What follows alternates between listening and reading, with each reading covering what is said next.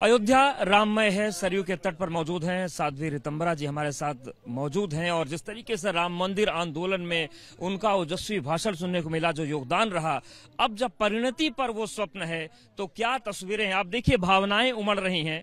एक बुजुर्ग आई हैं और देखिए किस तरीके से भाव में विभोर हैं दीदी माँ को देखकर।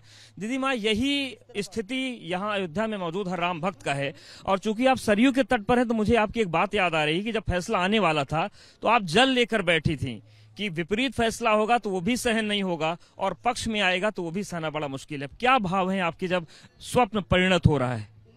देखो, जो जल होता है ना, वो आर्द्रता होती है और हमारा चित्त भी जब सजल होता है, आंखें भीगती हैं, तो जो वो एक अलग तरह की अनुभूति होती है, अनिर्वचनीय जिसको कहते हैं।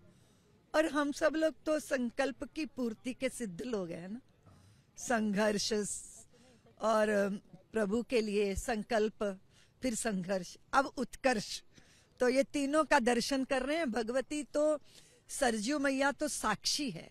उन्होंने जाने कितने युग देखे, सतयुग देखा, त्रेता देखा, द्वापर देखा, कलरव करती हुई अयोध्या को देखा और वैभव से देवों को भी विवश कर दे ऐसी अयोध्या की थोड़ी देर वो रुकने ठहरने को जो है मजबूर हो जाए, ऐसी अयोध्या।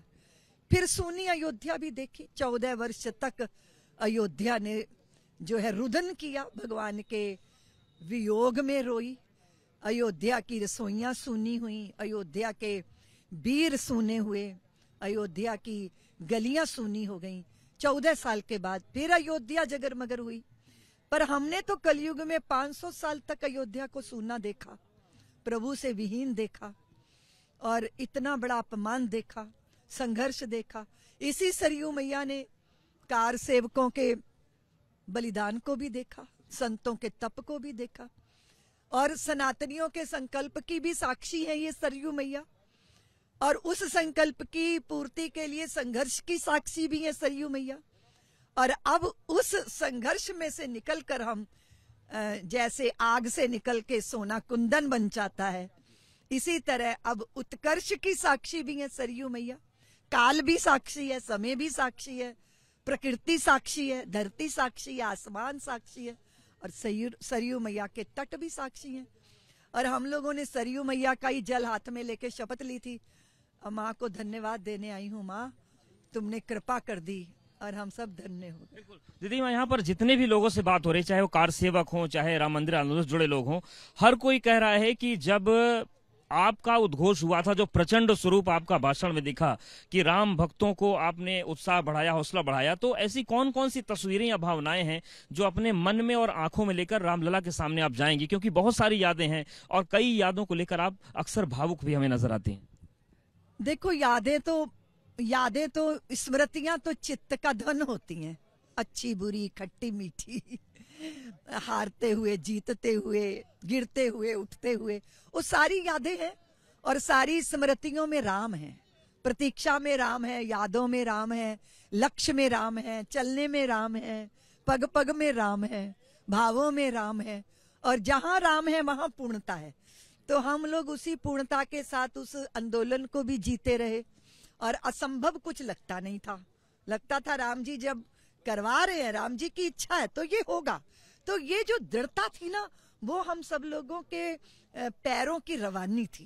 दीदी माँ, लेकिन जब 90 में गोली चली थी तो क्या उस वक्त भी आपको ये भरोसा था कि ये कार्य असंभव नहीं है? क्योंकि आप समझते हो इस बात को कि हमेशा सत्य जीतता है। गोलियां चली, सीनों पे खाई, रक्त की धाराएं बही, सरयू का जल कार सेवकों के रक्त से लाल हुआ, वो सब हुआ, लेकिन किसी भी तरह कोई ताकत नहीं थी जो इस संकल्प को तोड़ सके। कोई ताकत नहीं थी। सारी ताकत सबसे बड़ी क्या होती है? या तो प्रलोभन होता है। सरकारों ने तो अटैचियां भर भर नोट भेजे थे साधुओं को खरीदने के लिए। अब साधु जो प्रभु के हाथों बिक जाता है, वो दुनिया के हाथों कभी नहीं बिकता। क्या वो प्रलोभन आपको भी आया था?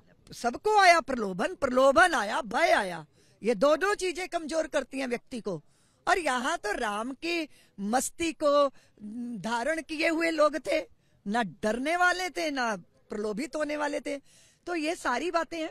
सारे संसार को पता होना चाहिए कि जो आज हमने उपलब्ध किया है ये आसान नहीं था। ये मेरे 500 साल के संघर्ष, पुरखों की दृढ़ता, उसका ये परिणाम है।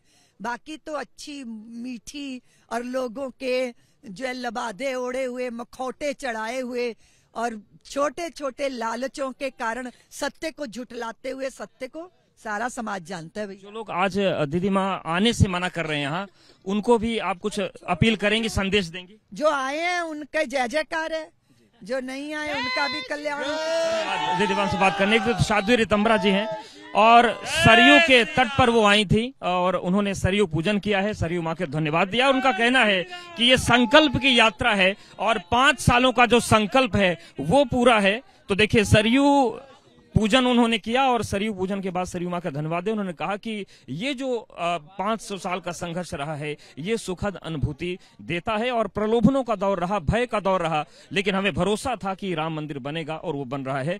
तो ये पूरी तस्वीर निकलकर सामने सरयू तट से आ रही है और राम मंदिर आंदोलन की जो प्रमुख चेहरा है साध्वी रितंबरा जी, उन्होंने कहा कि ये संकल्प पूर्ण हुआ है तो हम सब प्रसन्न हैं। मनोज के साथ अवधेश, एबीपी न्यूज, अयोध्या।